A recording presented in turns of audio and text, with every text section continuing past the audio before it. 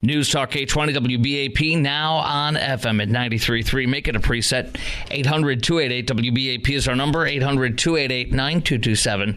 The strategy that Trump will use, one of them, to end the Ukraine war with Russia and Ukraine, is going to be telling Putin, and he's already told Putin by de facto because one of his top advisors, Dr. Sebastian Gorka, came out today. I've played it for you a couple times already in the past hour, that they're going to arm Ukraine to the hilt. If Russia doesn't want to come to the table and negotiate an end to this war, which I would hope everybody wants. This is ridiculous. It's a no-win war for anybody. And it's time to end it. And we're not sending any more money. We're not sending our soldiers ever. And we're not going to keep doing this. But he will threaten to arm them to the hilt if they don't come to the table. He's going to make it very painful for Russia if this keeps going. And he's going to give Ukraine what Biden should have given it 3 years ago to finish this fast. Actually, no. It never would have happened if Trump was in office. Biden was feckless. He said, well, if they do a minor invasion, and everybody went, what? Because Joe Biden's a moron. Because Joe Biden's biggest fear is escalation. Trump's biggest fear is, in this case, not escalating enough to end the deal. This is brilliant. I never would have guessed this. I was guessing he was going to come in and tell Ukraine, you're going to agree to the deal that you're not going to like. You're going to need about 40% of what you want, but we'll help you rebuild, and we're ending this, like now. So you're going to say yes, and you're not going to like it, but too bad. We'll give you some things. And then he goes to Russia and says, Russia, here's the deal. This is over. What do you need? And then you don't give them everything they want, but you say, all right, we're going to do this for you. We're going to do that for you. We're going to give you this. You get that much, but the rest is over, and we're ending this. You have to give Russia some pain, too, to close this out. But it'll probably be a 60-40 or 55-45 Russian victory because they're a superpower and Ukraine is not. And we're not playing anymore. But escalating to de-escalate to end it is brilliant. I never would have thought of that. So I'm on board. How about you? Do you support Trump's tactics to end the war in Ukraine? And how do you think this will play out with this tactic, which has been officially mentioned in the press today? 800-288-WBAP is our number, 800-288-9227. The Dr. Sebastian Gorka, who announced this, has been picked for Trump to be his counterterrorism advisor. He was one of his advisors, too, in the first term.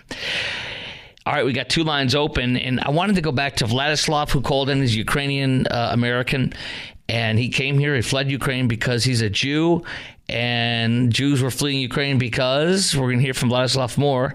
And then we got Jeff in Colleyville and Reggie in Beaumont, plus your call. 800-288-WBAP is our number, 800-288-9227. Two lines open. Let's go back to Vladislav. Hey, Vladislav, first of all, thanks for coming. You said you came here about 30 years ago from Ukraine, and you fled because you're a Jew, and they were, persecuting Jews? Well, no, I came here about 50 years ago. 50? 50 or 15? 50, yes. Wow, 50, okay. You sound like a spry chicken. Go ahead. My wife is Russian. They're Russian also. Okay, good. We speak Russian. So 50 years ago, the Ukraine and Russia, they were together. They were CCCR, SSSR. Yes. And at that time, it was an iron curtain where only few people could leave the country and few people could come into the country. And the problem is in Ukraine, they had a big Jewish population after the World War II. And the government of Ukraine, they said, you know what? Too many Jews in the country. We need to get rid of them. And they sent out the word that we're going to open the border for all of the Jews that you could go and live to Israel. So the problem was that is my father was Jewish and my mother was Christian. In order for my mother to leave the country with my father, her father, which is my grandfather, he had to sign papers giving her permission to leave. But by him signing those papers, he became an enemy of the state, and they took away his retirement pension from the government. Because he's a Jew? No, because his daughter married a Jew. Okay. He signed a paper for his Christian daughter to go to Israel with a Jew. That's why. Okay, my gosh. So this is an anti-Semitic country, you're saying? So basically, at that time, at that time, even during the Stalin Revolution, during World War II, nobody liked the Jews over there. It was always anti-Semitic. Is it still? Now it's a little bit less anti-Semitic because a lot of Jews from Israel and from America, they build communities there. But here's an example. A couple of years ago, they built a community outside one of the cities over there. And basically the government came in and they said, you know what? You guys having too much power. Your community is getting too big. We're going to give you 30 days to leave. We don't care where you go, but you cannot be here. So basically people had to pack up and leave the community. And all of their houses and everything, they just left to the people, to the Russian people that were around the community. So it's still anti-Semitic. But the thing is that we're missing a point, which has nothing to do with this. We're missing a point. Russia, they have a very big problem with males, and they have very big problem with reproduction.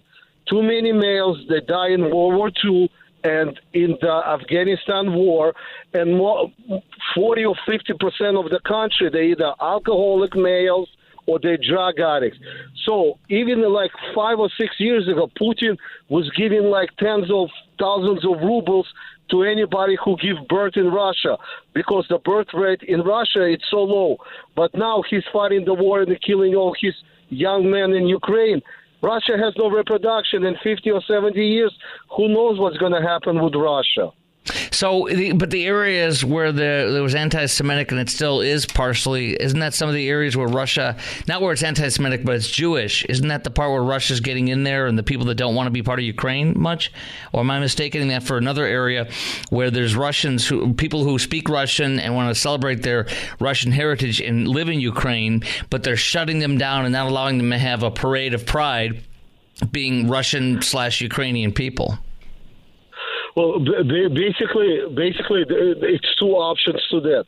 First of all, next to the Russian border in Ukraine, over there. Yeah. So basically, they have a very big Russian community there, and a lot of Ukrainians about Russians because Russians were making money and everything else. And there was a lot of jealousy there. But the second part of it, a lot of Ukrainians, they're anti-Semitic. Basically, when Hitler came into the Ukraine, they voluntarily joined and they made their own squads to hunt down the SS squads, right? The SS squads. They help Ukraine hunt. They help Germans hunt down the Jews. They were going and taking away everything from the Jews and shooting them. Now, Ukraine is very anti-Semitic. Now, that's what I've heard and that's what I've talked about. Now, I got to just ask you this again, and I want to take some more callers, and we got to go in a sec. But what you're saying is don't give any more money to Ukraine. You shouldn't have given it to begin with. They're completely corrupt, and it's a waste, and stop giving them money and weapons? Don't. Okay, this is what's going to happen, okay? No, don't give them any money. In Ukraine, the way that they do business, this is acceptable legal business. You give them $1 million to build a building. Out of that $1 million, they're going to steal $900,000 out of it, and with $100,000, they're going to build some nonsense building, or they're going to start building some building. Most of the money that we give it to them, they're being stolen. Right. I heard rumors people who live there saying that they have very little weapons in the front line. They have little ammunition in the front line because when Russia came in to Crimea, the reason why Ukrainians, they gave up over there, they just took battalions of soldiers just marching out of there is because they had no ammo. The reason why they had no ammo is because most of the ammo was sold by their generals. Now I have to go. But you're saying that stop arming them as well. Don't give them anything. That's not a problem. Right. I agree with you. I got to roll. Europe armed them. I got to roll. But you are a very valuable caller, and I want you to keep calling in when we talk about Ukraine, Vladislav. Thank you, and I'm glad you're here. Thank you very much. Thank you. Yes, you too. Okay, Vladislav living in Wiley. So there you go. You hear the anti-Semitism and the corruption. I agree. And I think Joe Biden, they have compromising materials on Joe Biden. I think it's unequivocal. And his son Hunter, there's no question about that. And he is happy to give them all of our money for it to be whizzed away in the wind, as it were. Okay, we're going to talk to Reggie in Beaumont, Cody in the Point, and we're going to talk to Jeff in Colleyville. All you guys are next. Boom, boom, boom. We have time for all three. You do not go anywhere. You'll be coming up next at 16 after the hour. And if you haven't heard it, I'll play it for you again. What Trump's surprising tactic he will use, one of the ones he will use to end this war with Ukraine and Russia, coming up next on the Chris Kroc Show, News Talk 820 WBAP, and now on FM at 93.3.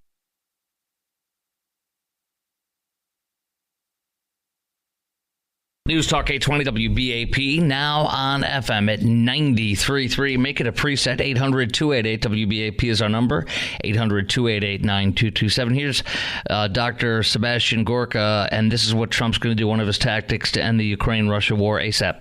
I'll give one tip away that the president has mentioned. He will say to that murderous former KGB colonel, that thug who runs the Russian Federation, you will negotiate now, or the aid that we have given to Ukraine thus far will look like peanuts. That's how he will force those gentlemen to come to an arrangement that stops the bloodshed. Wow, huh? Well, there it is. Arm them to the hilt if they won't negotiate. That is fascinating. It can be scary to you. I like it. There's always a risk, and there certainly is a risk in that, but there you go. There's reports also there could be an 800-mile buffer zone between the two countries. Maybe they'll do 20 to 40 miles or something where nobody goes, no-go zone, DMZ zone. I don't know about that, but you never know. All right, 800-288-WBAP is our number. Do you support Trump's tactics to end the war in Ukraine, and how do you think this will play out? All right, let's first go to Reggie in Beaumont. Reggie, WBAP. Hello, what do you got? Hey, first thing is, if you're going to give them overwhelming support, the first thing there needs to be accountability, though. If they're going to get weapons, let's make sure that those weapons are delivered. Second thing, he needs to make it perfectly clear to the rest of these players that are deciding to stick their noses in, like the North Koreans, and now I'm hearing that the Houthis are thinking about getting their Houthis. Yeah, I know what you mean. The ones, the Yemeni terrorists that Joe Biden won't call terrorists, yes, that he allows to keep attacking us, yes. Right.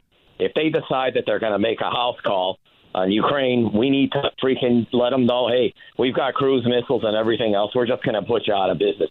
And Trump's right. Wars are won by overwhelming force. You never win a war by simply tit for tat. It's got to be overwhelming force. Right. He's right. And I would also let Putin know and Zelensky know, listen, this isn't going to go on forever. I'd let Zelensky know this is going to be the deal you're getting, and I would let Putin know. We have ways of putting Putin in his place. Yes. This isn't Biden dealing with. It's Orange Man. Right, exactly. And the other thing is, too, he's not saying he's going to arm them to the hilt. It'll only be if Russia doesn't come to the table to end this war. So it's not necessarily going to happen unless it's like the tariff threat. We will put tariffs on you if you won't work with us. I appreciate your call, Reggie. Spot on and great take. Look forward to your calls in the future as well. Let's go next to, who do we go next to? Jeff in Colleyville. You're on WBAP. Let's go. Hey, Chris. Hey. I don't want to sound like a jerk, but no, just do whatever you got to do. Hey, you're not a jerk. Give them what? What's America supposed to give Ukraine? I mean, nothing. Haven't we given them all? Nothing. But we want to end this war, don't we? Like now, not in 6 months. Though, I think by escalating, though, I think it's just a horrible idea. Well, first of all, the escalation's not going to happen if they don't unless they don't come to the table to end this war. He's saying what's if you don't posture? Hold on one second, brother.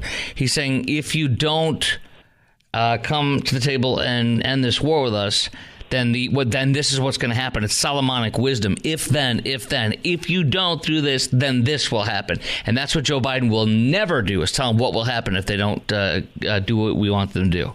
Now go ahead, sir. Well, yeah, but why would Russia want to stop? I mean, they're winning. They're not winning. You know, they're fighting an attrition. They're fighting an attrition war. Yes, and yes, a meat grinder. A meat grinder. You're right. Yeah, they're grinding the Ukrainians. I mean, no, they're grinding the own men too. They are winning. You're right. They're winning. No way. No, they're not winning. They're losing. Russia's they're not winning. Ground. No. You don't think Russia's winning? Oh, absolutely, Russia's winning. So you got to listen. I said Russia is winning. Ukraine, but the way Russians winning is by attrition. Its own people. It's a meat grinder. That he keeps sending people in the meat grinder. That's the fact. But he wins because he's got so many people to throw in against their will. He's got so many more resources. He wins by a meat grinder of meat grinding his own people. And I know he's meat grinding the Ukrainians too, but he didn't think this. None of us thought this would go this long. Remember, it was supposed to end in a few weeks. I don't think that was ever said. I mean, you had the counteroffensive last summer, and the Ukrainians didn't even get to, the first line of defense down in the southern part of Ukraine. I mean, so you don't like Trump's idea. You don't like Trump's idea that if Russia won't come to the table and end this war. Hold on. I got to ask the question. You don't like Trump's idea that if Russia won't come to the table and end this war with him ASAP, then he will escalate by arming Ukraine to the hilt and giving it everything it needs to actually pulverize Russia. I think it's a horrible idea. Okay. What would you like to do instead then? I don't know if it would, affect, because of the Logan Act, but, maybe get on X and just say, well, first off, Ukraine's firing ATACMS and Storm Shadows into Russia. I would just say, hey, one more missile goes over, because that's part of the escalation too. I would just find a way to get out of it. Finding a way is not going to work, sir. You're saying you don't like Trump's idea, but you don't have an idea. So I can't take you seriously if you don't have a good idea that's better, or. I haven't thought of it. I just don't like that idea. Okay. Escalatory. All right, brother. I understand. Thank you very much. Let's go to Cody in Point. You are on WBAP. What you're on? Go ahead, sir. Yeah, thank you for taking my call. You're welcome. As a businessman that Trump is, I would tally up all the money that we have sent to Ukraine, money, not arms or whatever. I say, you owe us this amount of money. We've invested in Ukraine, in your land, in your freedom. And if you cannot pay us back within 30, 60 days, like a normal lender would do, I'm going to take your land and I'm going to annex you. You will now be under American control. Why couldn't we work something out like that, where we annex Ukraine and say, "Hey, congratulations, y'all are now you can't pay us back, so you're now American. Congratulations." Well, you can't annex a sovereign country, but they owe us a lot of dang money. Sure. So if they can't pay us back, if your rules work that way, then China would owe half of Russia and would own half of South America right now. Okay, I guess. Well, I'm just a redneck, man. I barely went to college. You might have better ideas. So much money. You might have better ideas than I do. You don't have to go to college to have better ideas at all. So I don't discount you in any way, shape, or form. I'm just saying that your theory about annexing another country on the other side of the world, I think, doesn't hold any water. I don't think it. Good luck getting anybody to agree with you other than you saying that you're annexing it. You know what I'm saying? And like China has put Africa, wide swaths of Africa and Central and South America in massive debt, and they could be annexing those countries if it was, if that kind of thing was allowed. Well, I don't know. I'm not the one that's stopping China from doing that. All I'm saying is we've invested so much money in Ukraine, we might as well own them. I agree, which is why we should stop. Right. Do you like his policy, his idea, though, of escalating if they won't come to the table, if Russia won't come to the table? I think Putin and Russia, they would rather die than be than to repent to anybody. Well, then I guess he'll find out. If he loses enough people, he'll have to do something. If he loses, he's already getting closer and closer to having that problem. And so if he loses another, 100,000, 200,000, 300, at what point is he going to have to either crap or get off the pot? Yeah. I appreciate your call, Cody, and I thank you very much. Nobody's opinion is worth any less. And in fact, some people that might think their opinion isn't valued are valued even more, have some much better ideas. Okay, rule Thanksgiving with side dishes, not a side of food poisoning. How long do you let leftovers sit out? How long will you keep your leftovers in the fridge and still eat them? Oh my gosh, that's next on the Chris Crock Show on News Talk 820 WBAP and now on FM at 93.3 at 33 after the hour. 800-288 WBAP is our number.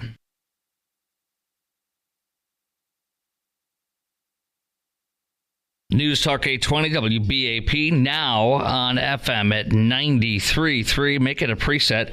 800-288-9227, 800-288-WBAP.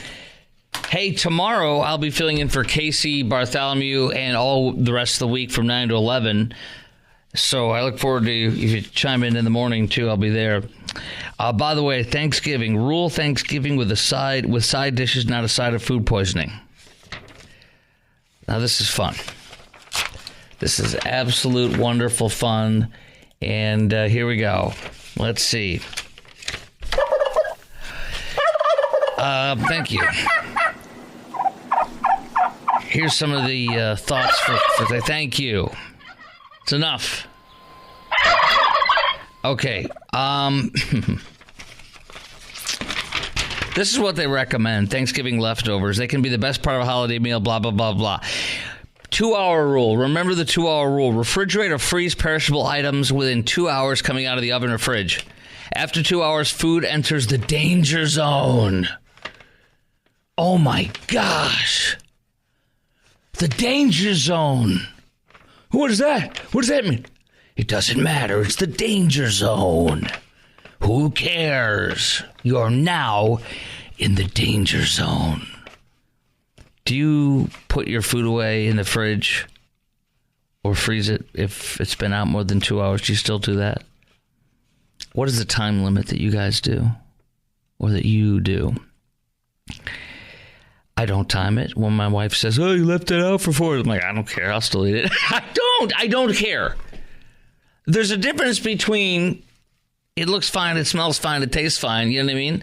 Believe me, anything is borderline, I throw it out. And what I mean by borderline is the smell test. If it looks fine and it smells fine, then you're fine. Is that fair? Uh-oh, Producer Garrett. Producer Garrett, too. The taste test is the first thing you do. Even if it's got some little mold on it, you just eat it and see if it tastes okay. If it's got a little mold and it tastes good still, you go for it. That's a joke. That's a joke for stupid people. Freeze or consume within 4 days. Okay, who does this crap? Do you literally only have it in the fridge for 4 days? And then you're like, oh, you can't eat that! That's it! No! Like your loved one?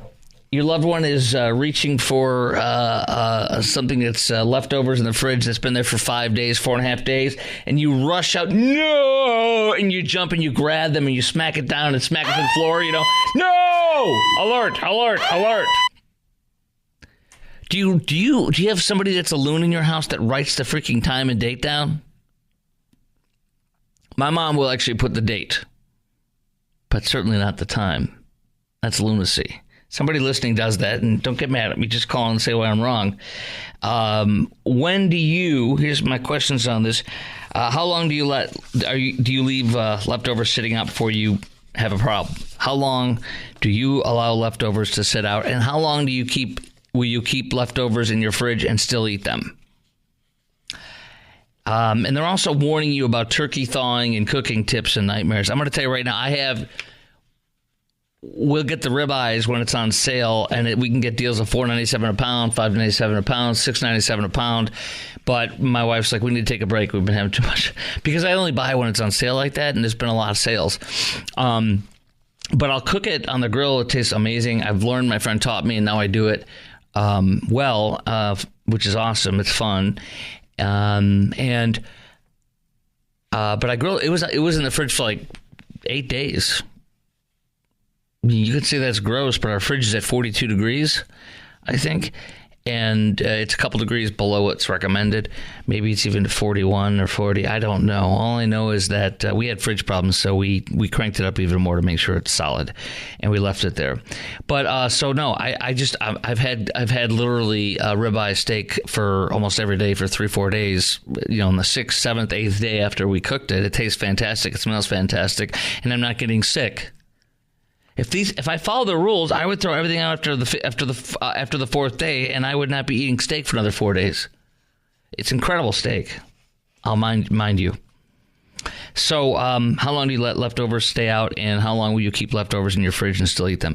800-288-WBAP is our number. Also, I want to hear your turkey thawing and your turkey cooking tips and nightmares, because they're also telling you in here that thawing a turkey, there's 2 ways to safely thaw a turkey. Really? Safely thaw a turkey? Somebody get hurt? Can it get hurt if you don't do it this way? Is it going to kill you? It's dead. 2 ways to safely thaw a turkey are in a fridge or cold water. Thawing it on the counter. You just let the frozen turkey sit out on the counter for a week. You deserve to get, what is it, botulism or whatever? I don't know what it is. You deserve to get that. If you think you put a turkey out that's frozen, let it sit on your freaking your countertop for a week. I mean, wouldn't that take like a week to thaw if it's just in room temperature? Or 4 days or something? No, you don't do that. Fridge, yes. Cold water, yes. Wow. Do you really need that kind of a warning? Thawing it on the counter or in hot water can allow bacteria to multiply rapidly, and there won't necessarily be a smell to give away the brewing danger. Brewing danger! Dun, dun, dun! All right, so you tell me, how long do you keep leftovers in your fridge and still eat them? How long do you allow leftovers to sit out? And tell me your turkey thawing and cooking tips and nightmares. I can only imagine some of the nightmares. But let me also get into this. This is going to be difficult. This will be hard for some listeners to listen to, but yeah, I have to share this. It's disturbing. I'm not going to lie. Butterball is facing a Thanksgiving turkey boycott after disgusting sex abuse allegations resurface. Resurface? Turkey and sex abuse? This has to be a joke.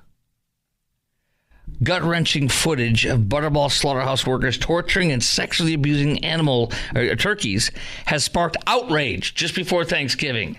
This is a real story. I am not making this up. I wish I were. This is insane, I know, but... Oh, sorry, wrong one. This is what I want. There we go.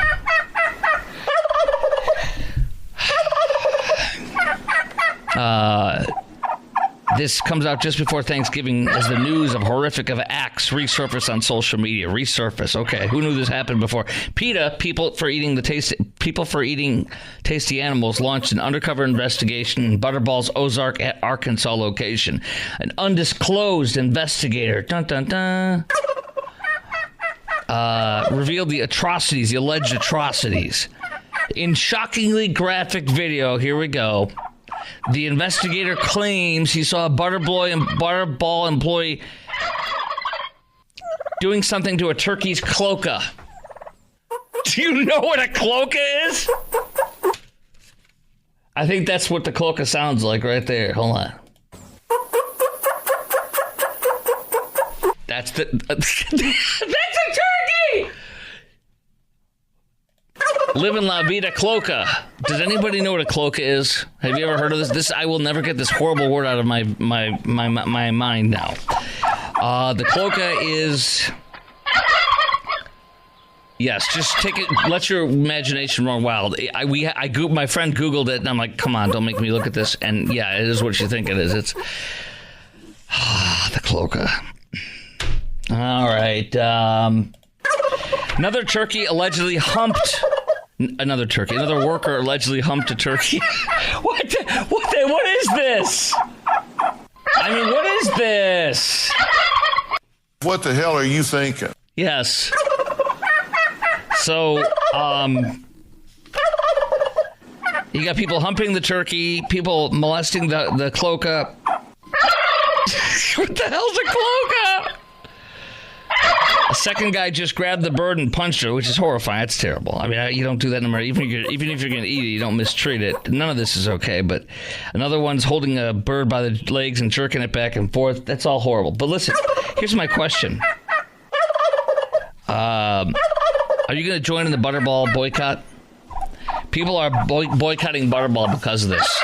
And if you have a Butterball turkey in your house, if it's been thawing on your kitchen countertop that could kill you for a week, will you toss out your Butterball turkey and start over? And when you go to the store to buy your turkey, hurry up before they sell out. Will you avoid buying the Butterball, even if it's the cheapest one on sale? 800-288-WBAP is our number. That's the Butterball hotline. 800-288-9227. And if you have any information on turkeys and their issues with the cloaca, you can call me as well. 800-288-WBAP, 800-288-9227. We've also opened up a temporary line. You can call on that, 1-800-CLOACA. All right. There you go. We'll talk a little bit more about this. It's terrible. And then we're going to actually pay some tribute to an officer that we lost today in Greenville PD on a much more serious note. That's coming up next on the Chris Crock Show on News Talk 820 WBAP and now on FM at 93.3. 800-288-9227 is our number.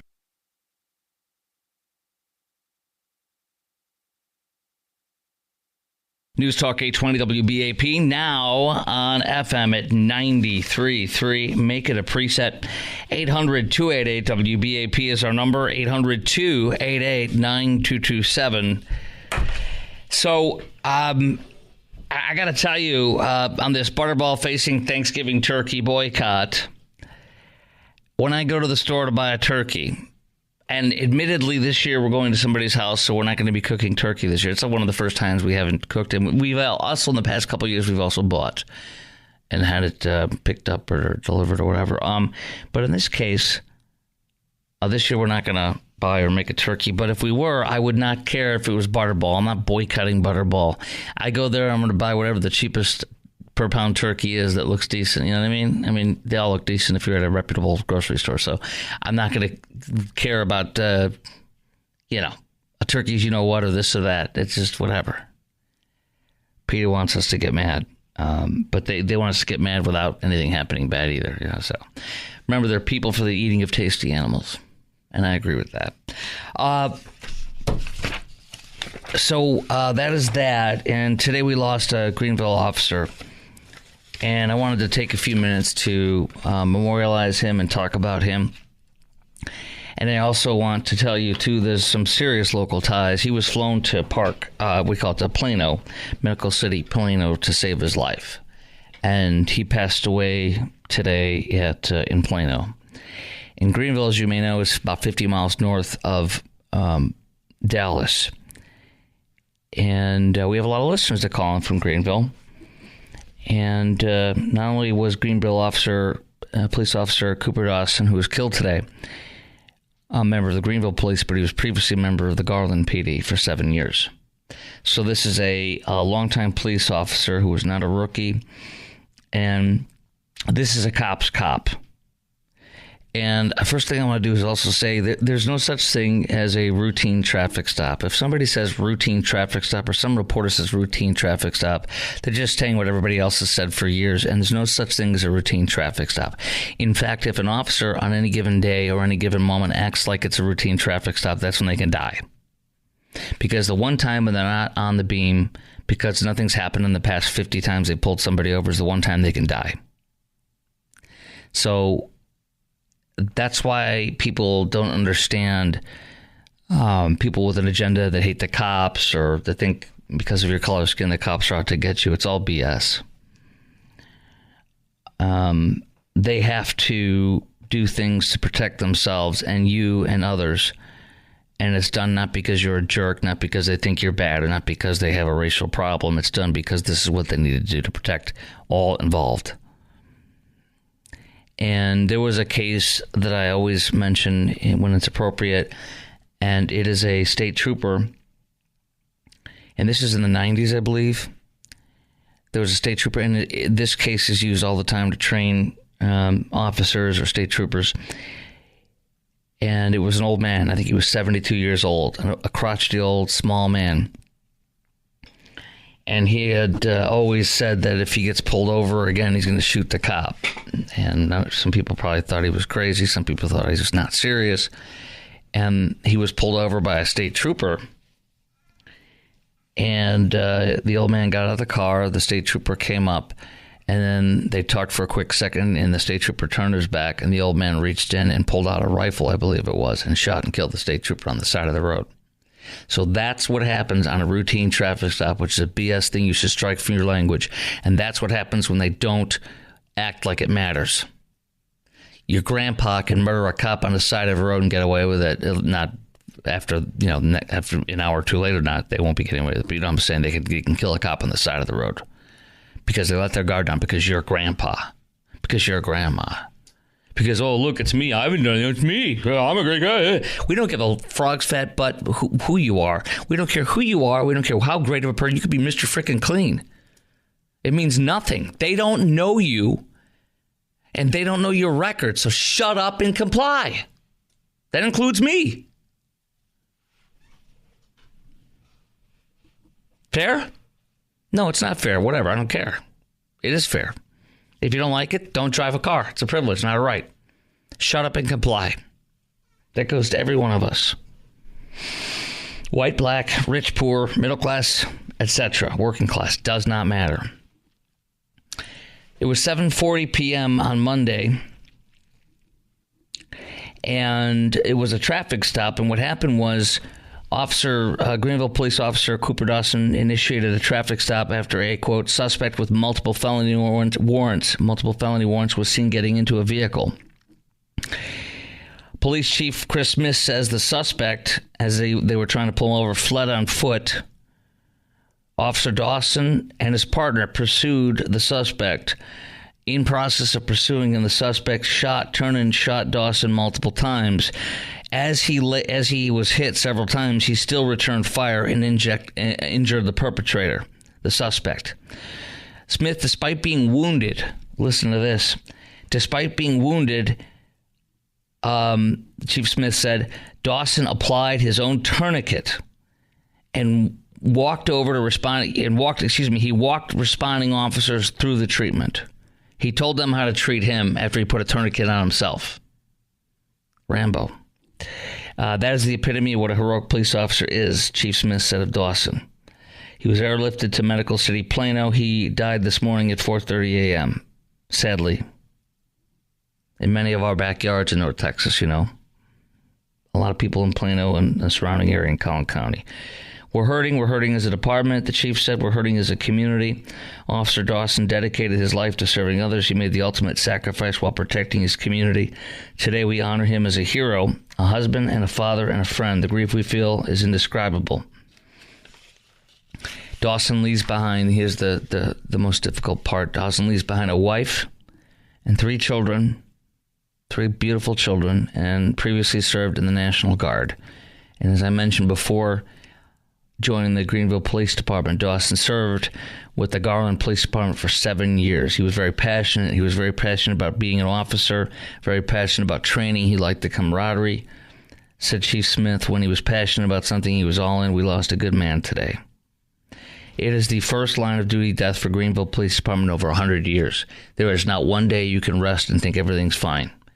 It might come 100 years later, but one of these criminals is going to kill one of our officers. It happens to all departments at some point.